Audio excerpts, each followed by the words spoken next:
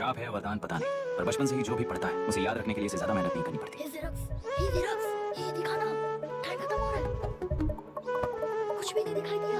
तूने जेरोक्स कहा ना, इतना ही देखने मिलेगा। जनरली क्लासरूम में सब गलती करके मार खाते हैं। ये है कि algebra is an Arabic word, not Latin. It means reunion of broken parts. Wikipedia के नॉलेज से क्लासरूम में टीचर की गलती बताना ही काम है तुम्हारा। खुद को आइंस्टाइन समझते हो क्या? Eloquent idiot. इस तरह दुनिया और खुद के बीच का फासला कम करने के लिए ये बचपन से ही कोशिश कर रहा है। देखा, दूध पत्थर पीता है, भगवान नहीं। इसी को कैपलर रिएक्शन कहते हैं। ये सब तो पागल है। लोगों के विश्वास पर सवाल उठाने के लिए खुद को सोक्रेटिस समझते हो। दिमाग और शब्दों के बीच में फिल्टर रखना सीखो। माइंड और सच को फिल्टर करेंगे तो वो झूठ होता है। मतलब झूठ बोलो उसके लिए मुझे सजा दे रहे हो पापा? इनका नाम मिस्टर दशरथ है। अभी की माँ गुजर जाने के बाद उसे माँ की कमी महसूस ना हो, इसलिए उन्होंने कमला से शादी की। इनके पति के गुजर जाने के बाद अपनी बेटी को पिता की कमी महसूस ना हो, इसलिए इन्होंने दशरथ से शादी की। इसकी सौतेली माँ है ना, इसलिए इसकी सारी प्रॉब्लम्स की जड़ यही है। क्या ये? दशरथ एक एवरेज ग्रुप 1 गैजेट ऑफिसर है, यानी अपने मुंह से रिश्वत न मांग कर खुद सामने वाला अपने आप से ही रिश्वत दे दे, इस तरह उन्हें काम करना पसंद है।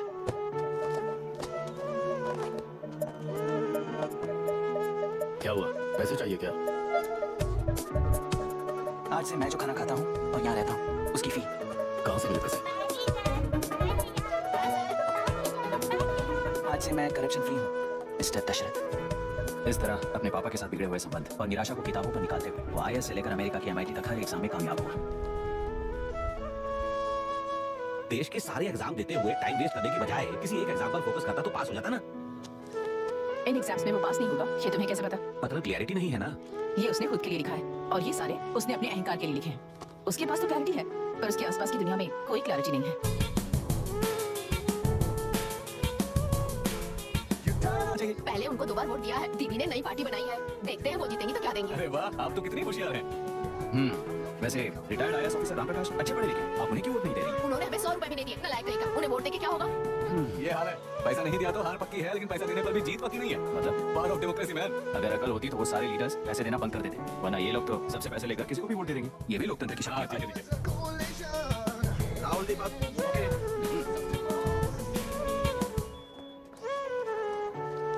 तुमने ऑलरेडी वोट दे दिया, जाओ। इंक है क्या? नहीं फेस मैच हुआ? हुआ। मतलब मेरा वोट क्लियरली रिक हुआ है ना? हेलो, ये वोटिंग बूथ रिग्ड है, सब अपने घर चले जाइए। रुक जाओ। वोट वापस मत जाना। ये क्या पागलपन है? रूल के मुताबिक तुम्हारा वोट मिस होता है तो टेंडर बैलेट पर साइन करना पड़ता है। हट जाओ। मेरा वोट मिस नहीं हुआ है, क्लियरली रिक हुआ है। वोटिंग कैसे हो सकती है? वोटिंग रोकने वाला तू कौन है? ये पूछने वाले तुम कौन हो? पोलिंग ऑफिसर नहीं ना? जाओ। कौन है भी? कंसर्न्ड पोलिंग ऑफिसर को बुलाइए, तब तक वोटिंग बिल्कुल नहीं होगी। क्या प्रॉब्लम है? तो आप ही हो वो कंसर्न्ड पोलिंग ऑफिसर। इस बार कौन सी पार्टी ने पैसे दिए हैं? पागलपन दिखाने की जरूरत नहीं है। टेंडर बैलेट में चुपचाप साइन करो और निकलो। टेंडर बैलेट पे मैं सिग्नेचर क्यों करूं जब क्लियरली मेरा वोट रिक हुआ है? और कितने वोट रिक हुए हैं क्या पता? इस बूथ को रोकना ही होगा। बड़ा मत यार, यहाँ से निकल लेते चल। मैं क्या कर रहा हूँ मुझे पता है, तू जा यहाँ से। क्या भला मैं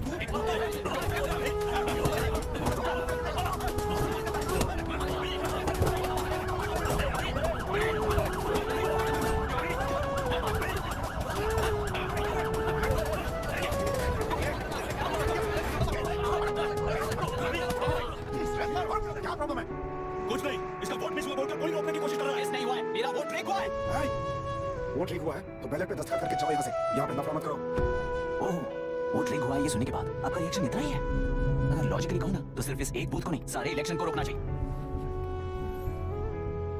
ये बात यहाँ नहीं, इलेक्शन कमीशन में जाकर करो। हाँ, मैं वहाँ भी बात करूंगा। एक वोट के रिक होने में और मिस होने में बहुत बड़ा फर्क है। लॉजिकली एक भी वोट अगर रिक होता है ना तो उसे डेमोक्रेसी नहीं कहते। अगर एक मर्डर को गलत नहीं माना तो 100 मर्डर्स भी गलत नहीं होंगे। यहाँ एक ही वोट रिक हुआ है, इसकी क्या गारंटी है? ये पूरा बूथ रिक नहीं है, इसकी क्या गारंटी है? 100% rigging free election is the very foundation of any democracy. Incharge होने के नाते इस बूथ को तो डिस्क्वालीफाई कर दीजिए। ये तुम्हारा बेटा है ना? Yes sir. इज्जत से टेंडर बैलेट पे साइन करो और जाओ यहाँ से, वरना अर्बन नक्सल के नाम पर सबको अंदर कर दूंगा। तुम्हें पता है इसका मतलब? तुम्हारा MIT एडमिशन, अमेरिका का ड्रीम्स सब बर्बाद हो जाएगा। निकल जाओ यहाँ से। शर्म नहीं आती ऐसी बात करते हुए? कलेक्टर के तौर पे आप इस जिले के सर्वोच्च प्राधिकारी हैं। आपको उन्हें अरेस्ट करना चाहिए जिन्होंने पुलिस के होते हुए भी हम पर हाथ उठाया। अर्बन नक्सल्स तो वो हैं जिनकी रक्षा करते हुए आप हमें धमकी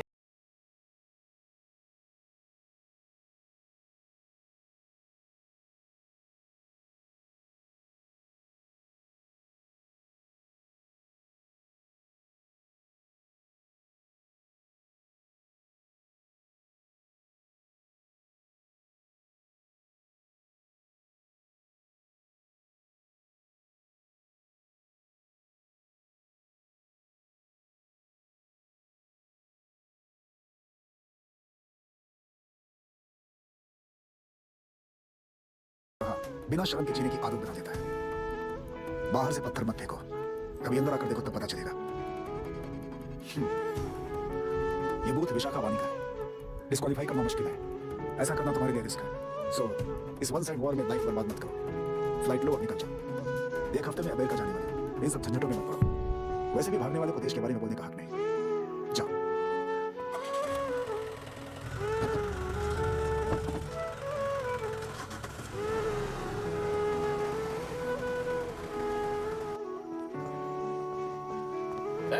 किसी ने कुछ कह दिया तो क्या जोश में आकर अपनी जिंदगी बर्बाद कर लेगा?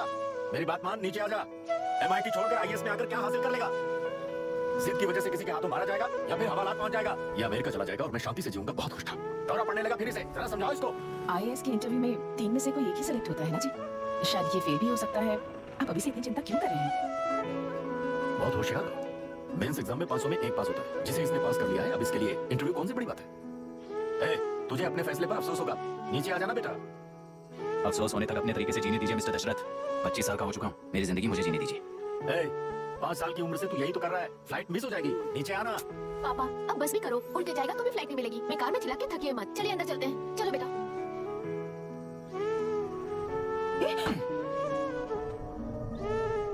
लुक मिस्टर दशरथ, इस दुनिया में सबसे अच्छी तरह से मेरे बारे में जानने वाले आप ही हो। टाइम पर टिकट कैंसिल किया होता तो 1 लाख रुपए बच जाते।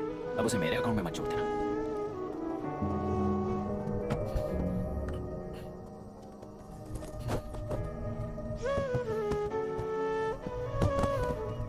अगर तुझे अमेरिका नहीं जाना है तो घर में मत आना। आप इसे घर से क्यों निकल रहे हैं? ये अपनी मर्जी से पल पड़ा है और अब अपनी मर्जी से जीना चाहता है। इसे हमारी जरूरत ही क्या है?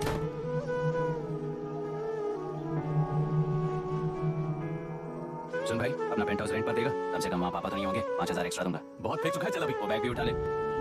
मुफासा टीला पर खड़े होकर सिम्बा को ना मुड़कर देख के भाग जाने को बोला था। पर मुसफा भी तो भाग सकते थे। सिम्बा को बचाने के लिए दुश्मनों से लड़ाई करनी थी ना। डैडी को देख के 24 दिन हो गए हैं आंटी, फोन भी नहीं किया उन्होंने। डैडी जहाँ गए हैं ना वहाँ सिग्नल नहीं है, इसलिए कॉल नहीं किया। तुम डैडी को जितना मिस कर रही हो ना उतना ही डैडी भी तुम्हें मिस कर रहे होंगे। इधर देखो, तुम अगर अच्छे से स्कूल जाओगी ना तो डैडी आ जाएंगे। मेरा हाय, एनी न्यूज़? नो, पुलिस ने क्या कहा? एज यूजुअल कह रहे हैं कि ढूंढ रहे हैं। ओह गॉड, तुम्हें हॉस्पिटल से कोई क्लू मिल पाया क्या अभी तक? नथिंग यार, I let you know if I find anything. ए मायरा, हाँ, तुम्हारे भैया के मिसिंग होने से इसका कोई कनेक्शन है या नहीं पता नहीं, पर जिस दिन वो गायब हुए थे गुना नाम का एक गुंडा आपके पास कंसल्टेशन के लिए आया था। नर्स ने मुझे बताया।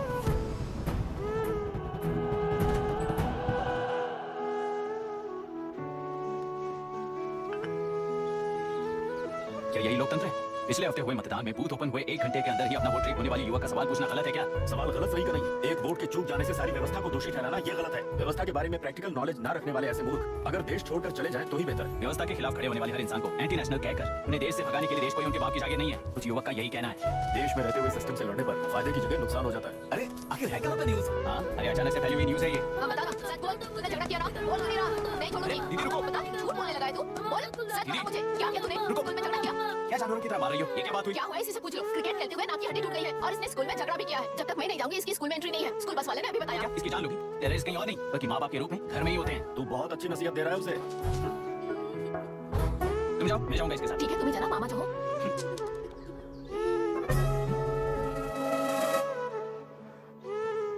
Excuse me sir. Yes, come in.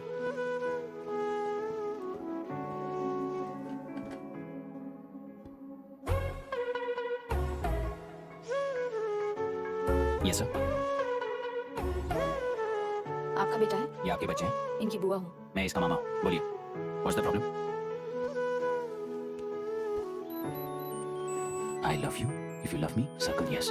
If you don't, circle no. Hello, मैंने तुम्हें लव लेटर नहीं दिया है, तुम्हारी भांजी ने मेरी भतीजी को दिया है। तो बताइए, अब मैं क्या करूं? क्या पूछ रहे हो? क्या करें? चाटा मारो उसके गाल पे। उसे चाटा लगाऊंगा तो उसकी फीलिंग्स मर जाएंगी क्या? Shameless thing. एक्सक्यूज मी, आपके एक्सेंट से लगता है कि आप अमेरिका में पली बड़ी हो। ये इस पे सर्कल किसने बनाया? ओह, तो ये देखकर इसने इसकी नाक फोड़ दी और इसने उसकी नाक फोड़ दी, है ना? पीठ को मारने वाला मैं नहीं। What a shame. इसमें शेम फील करने जैसा कुछ भी नहीं है। उनके मन में जो लव है वो अलग है और आपके मन में जो लव है वो अलग है। बच्चों की नजर में लव का मतलब है सिर्फ पसंद। बच्चे अपनी बढ़ती उम्र में हर कदम पर एक नए रिलेशनशिप के बारे में सीखते हैं। उन्हें हम जितना प्योरली देखेंगे वो भी उतना ही प्योरली देखेंगे। सुनो आर्या, आंटी को सॉरी बोलकर फिर कभी प्रिया से बात नहीं करोगे, promise? I am sorry long wait. Pete, Arya को तुमने मारा इसलिए तुम सॉरी बोलोगे। एक मिनट, आप क्यों सॉरी बोल रहे हो? ऐसे गधों को एक टांग पर पूरे स्कूल में दौड़ाना चाहिए, वरना हर लड़का हर लड़की को लव लेटर देता फिरेगा हमारे स्कूल में। इस तरह सबके सामने पनिश करने की वजह से ही वो ऐसा करते हैं। इन्हें तो लव शब्द का मतलब ही नहीं पता है। प्लीज इन्हें छोड़ दीजिए sir. No, no, I won't accept this settlement. Right now, I'm suspending this boy with immediate. It's okay sir, I am withdrawing my complaint. Priya, Pete, come let's go. Okay. Sir, आप अपने घर के frustrations school में लेकर मत आइए। Thank you sir. चलो Arya. Excuse me, my name is Abhi. Hi, Myra. आपको एतराज ना हो तो हम थोड़ा वक्त साथ बिता सकते हैं? Excuse me? मतलब क्या आप मेरे भतीजे के साथ और मैं आपके बच्चों के साथ टाइम स्पेंड कर सकता हूँ? श्योर। Okay, please.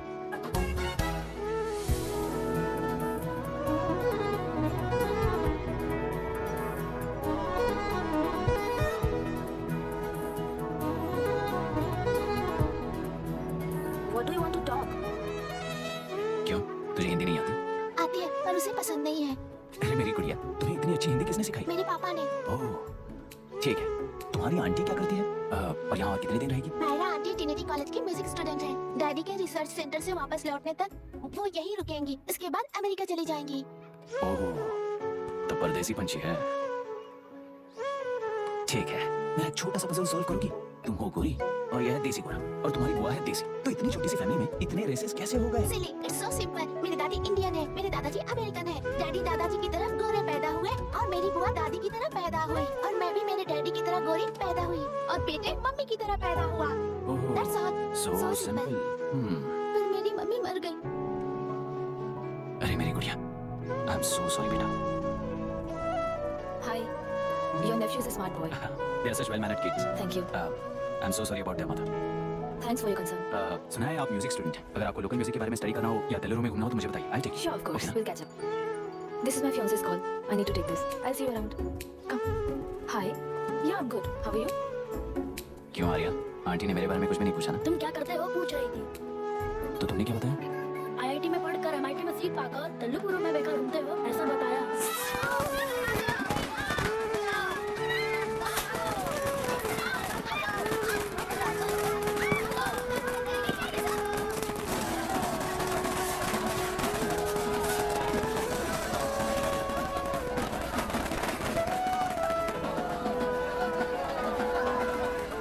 आंध्र समाज पार्टी से अलग होकर आंध्र प्रजा पार्टी की स्थापना कर पहले चुनाव में ही जबरदस्त जीत हासिल करने वाली श्रीमती विशाखा वानी को देश के कोने कोने से प्रांतीय पार्टी का अभिनंदन मिल रहा है। सैलरी में हर पैसों से कार्यकर्ताओं को वोटर्स को खरीद कर जीत हासिल की है। ईवीएम से छेड़खानी की गई है। यहाँ ऐसे हालातों में केंद्र में ज्यादा मेजोरिटी से जीत हासिल करने वाली इंडियन डेमोक्रेटिक पार्टी को हमारा साथ नहीं मिलेगा, ऐसा स्पष्ट किया विशाखा वाणी। श्रीमती विशाखा वाणी जी के बेटे कैकलुरी एमएलए विष्णुवर्धन को गवर्नर रमाकांत जी ने सरकार की तैयारी के लिए चुनौती दी है। तो अब हमें ये देखना है कि आने वाले चुनाव में कौन सी पार्टी जीत हासिल